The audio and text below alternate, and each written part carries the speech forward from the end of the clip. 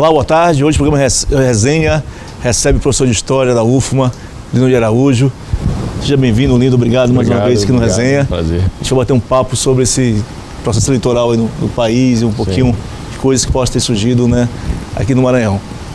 Lino, falta aí acho que 5 dias, 4 dias para a eleição. Como é que se define o voto hoje? Assim, que critérios, né, estão se utilizando para definir o voto hoje?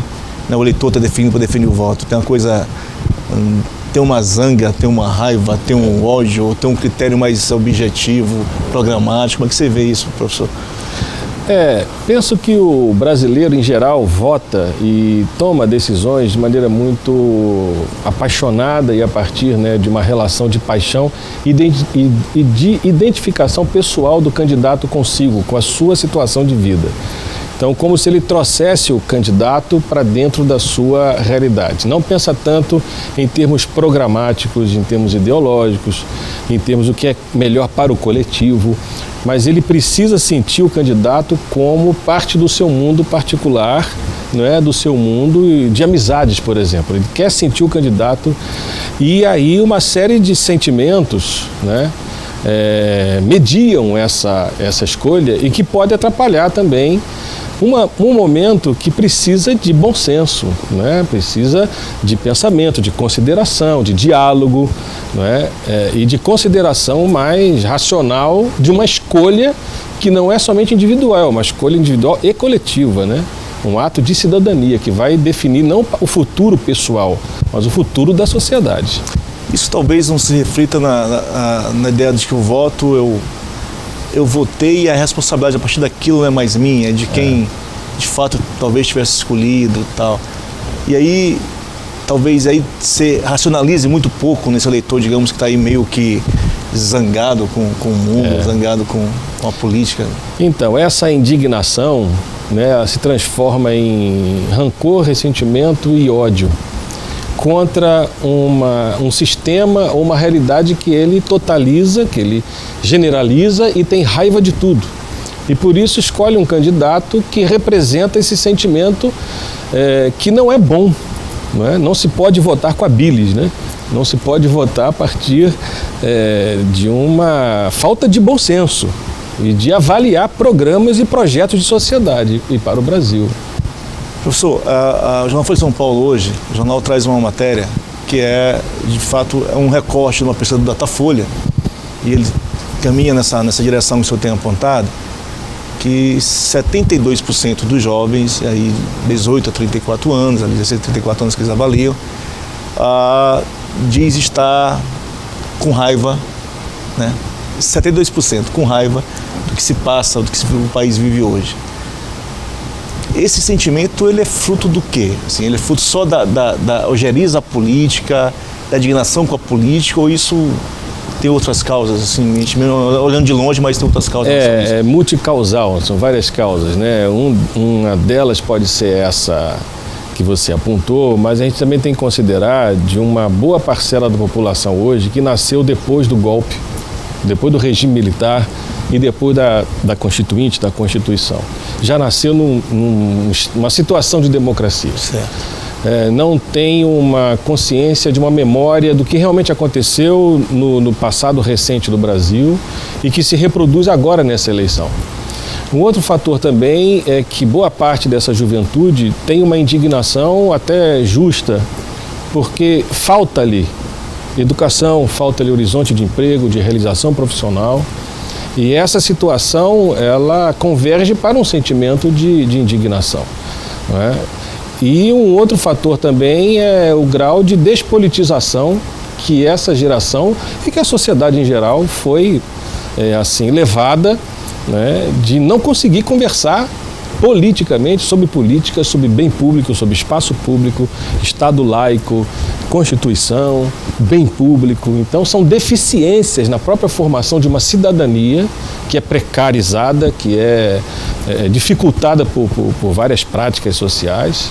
Então a gente tem que levar isso em conta e não culpabilizar e demonizar essa juventude. Ela está mandando um recado, né, para a gente. Essa indignação, mas essa despolitização, isso, por exemplo, pode justificar ou pode levar a esse momento que a gente vive hoje na eleição presidencial, de um candidato, não outsider, mas um candidato que com uma agenda completamente antidemocrática, né, mas que de certo modo tem engariado aí simpatias e tal, porque ele também parece de algum modo indignado, né, com essa política da qual inclusive ele faz parte, né? Isso. Então, essa indignação ela pode ter um lado negativo quando ela se constitui como um combustível para esse tipo de afinidade com uma proposta que é antidemocrática, valendo-se de uma ordem que se diz democrática ainda, né?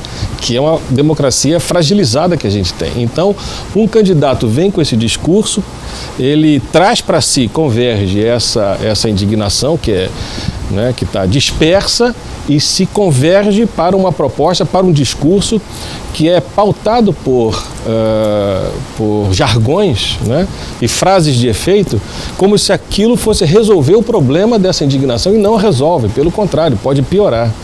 Então, o lado negativo dessa indignação é justamente ela se transformar numa escolha via ódio, contra tudo e contra todos, por um candidato repleto de contradições na sua trajetória política de 30 anos até aqui, com seus problemas já apontados de misoginia, de racismo, não é? De uma proposta ultraliberal, ultra de direita, e que, com certeza, vindo a ser, vai trazer sérios riscos para a nossa vida social, para a democracia. Professor, esse capitão reformado do Exército, até hoje ele lidera algumas pesquisas no país, né? E no outro lugar, em segundo, você tem o candidato do PT, o professor Fernando Haddad. E se fala muito por conta dessas situações, né, digamos, mais quentes, né, mais odientas em relação ao debate, ou dentro do debate, de que isso são dois extremos disputando a eleição. Dá para qualificar isso como dois polos extremistas disputando a eleição no país hoje? Ou isso não se comprova? Eu discordo dessa polarização, porque ideologicamente não são dois extremos. Existe um extremo, que é o capitão, é o extremo da ultradireita, dentro até de um movimento que está acontecendo hoje no Ocidente, de um retorno, não é, de discursos e posturas fascistas, de ultradireita e antidemocráticos. Então, o Bolsonaro não está descolado disso. Certo. Agora, o candidato Haddad não representa uma extrema esquerda que vai transformar o Brasil numa Venezuela, num sistema, num regime bolivariano. Isso é delírio. Né? E esse discurso acaba construindo, né, midiaticamente uma polarização ideológica que não existe, né? O outro candidato do PT é centro-esquerda, um liberal progressista, né? Um centro-esquerda que não que não representa, né, essa postura radical. Pelo contrário, ele está fazendo sinalizações para um centro para viabilizar o seu governo. Então isso é muito mais fruto, então, talvez, ou é de um antipetismo do que representa o PT nos últimos 14 anos, 12 anos, fato, pode ser isso. E aí o capitão lá, ele tem surfado nessa onda aí? Eu acho que o antipetismo é algo que vai, inclusive, me parece, além do PT. Né, como partido, mas o que ele representa, o que ele representou da ascensão de classes, das classes mais baixas, né, e isso traz uma ameaça ao status quo de uma sociedade hierarquizada cheia de contradições. E nesse sentido eu me lembro muito da análise do Gessé de Souza, né, o sociólogo, né, das elites do atraso, o quanto que na história do Brasil, sempre quando as classes subalternas tiveram alguma ascensão, houve uma reação de cima para baixo para que isso não fosse possibilitado, inclusive com as rupturas de golpes. Né? Então, o antipetismo não ele pode estar representando a figura do Lula, de um partido, mas eu acho que tem ingredientes mais profundos aí de uma classe média que incorpora preconceitos oriundos da classe dirigente, das elites do atraso, como diz o Gessé de Souza. E isso desemboca, na verdade, nessa figura que alguém se sente como representado. Quer dizer, sim. Quer dizer, esse candidato, esse capitão reformado, de certo modo, ele é o espelho para uma boa parte dessa parcela, dessa classe média, digamos aí. Sim, e a classe média ela é uma instância, né, uma camada que vive ameaçada, né, da sua possível segurança financeira pela ascensão de quem vem de baixo, né, e não consegue enxergar o quanto que ela é vamos dizer assim, manipulada, usada, né, pelas camadas superiores, né, pelas elites. Professor, tem uma situação muito peculiar na eleição presidencial que é assim, sempre se faz alguma referência, se remete à Venezuela. Mas tem um país nosso, do qual a gente gosta muito, que é a Argentina, que vive uma crise profunda. Sim. E que um terço hoje do povo argentino está na faixa de pobreza. Sim. Por que se discute a Venezuela no Brasil e não se discute a Argentina, que é um modelo ultraliberal e de partido de direita que está aí bem... E que não aparece na mídia, né? A mídia não está falando do que está acontecendo na Argentina. Então, é uma mídia realmente, a grande mídia, ela é parcial nesse sentido. E não dá para comparar Brasil nem com Venezuela, nem com Bolívia. Não é? Agora, a continuar essa política do Temer, não é? Política econômica que foi implementada com candidatos da direita, centro e centro-direita e ultradireita, aí nós teremos uma Argentina bem pior, porque nós somos muito maiores do que a Argentina em termos populacionais, em termos da dimensão econômica. A gente está chegando a fazer o primeiro bloco, e aí eu queria trazer uma questão, né, que tem aparecido nos últimos dias, né, acho que 5 dias para a eleição, que é assim, dá para ter transferência de voto desses polos hoje, desses candidatos hoje, que lideram a pesquisa nacionalmente. Isso dá para refletir numa candidatura estadual? Eu sei que o senhor não tem estudado isso, trabalhado, mas dá para refletir, dá para trazer para cá, digamos, a performance de um candidato X aí nacionalmente para o estado como o nosso? Se bem me lembro, Lula e Dilma tiveram uma margem de segundo turno de quase 70% dos votos no Maranhão. Obviamente que as políticas sociais implementadas no Maranhão, se o candidato, né, atual governador, ele se identifica com isso, é claro que há uma transferência sim. Né? Mais um candidato de um campo, por exemplo, oposto hoje do que representa o Lula, a Dilma, né, o Haddad, ele dá liga a isso aí? Eu creio que sim, talvez sim. Eu não conseguiria mensurar isso de imediato. Mas, a princípio, eu creio que sim. Agora, não é uma transferência como se pensava da totalidade dos votos, ok? Eu acho que não se calculou muito bem isso. É o que aconteceu com o Haddad, né? Não houve uma transferência dos 39% de preferência do Lula no primeiro turno e ganharia no primeiro turno para o Haddad. Isso não é mecânico, né? Nenhuma transferência é mecânica. Eu creio que o nível estadual também. É preciso ter tem que matizar isso, né? Como que isso acontece. Então, professor, a gente vai agora, no primeiro intervalo do Resenha, a gente voltamos já. O Resenha hoje entrevista o professor Lino de Araújo, Departamento de História da UFMA, batendo um papo sobre esses últimos dias aí, 5 dias para as eleições gerais no Brasil. Rapidinho, a gente volta já. De volta ao vivo para uma resenha, aqui ao meu lado, o professor de História Lino de Araújo, a gente batendo um papo, conversando sobre as eleições gerais aí 2018, que será no domingo. Professor, o senhor estuda com muita qualidade, com muita competência e as religiões não pentecostais, né? Caminho muito forte nisso. E na semana, o pastor, se pode chamar assim ainda, o pastor de Macedo, declarou apoio ao capitão reformado do Exército. A igreja tem essa capacidade, esse poder ainda de fato de definir ou de levar um candidato para algum lugar que seja exitoso? Essa é uma questão que se discute muito, né? O poder que as suas lideranças religiosas têm a capacidade, podem formar uma opinião definitiva, né? E podem garantir assim a correspondência mecânica de que aquilo que o líder religioso fala, a sua congregação, o seu rebanho vai obedecer de maneira crítica e automática. Isso é muito questionável. Diria que, a princípio, e isso com base em pesquisas, que isso não acontece de maneira tão automática assim.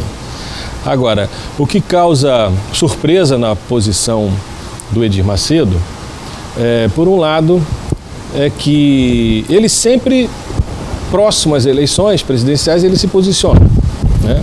Mas ele está falando em nome de uma igreja universal, onde ele é o líder maior, em que a base dessa igreja, que é invisível à mídia e à própria sociedade, faz um trabalho pastoral, né, com presídios, nos presídios e com presidiários, por exemplo, de assistência, né, de proselitismo, de evangelização, inclusive programas de rádio dessa igreja colocam as mães de presos conversando com os seus filhos, né, ou mandando recados para os seus filhos.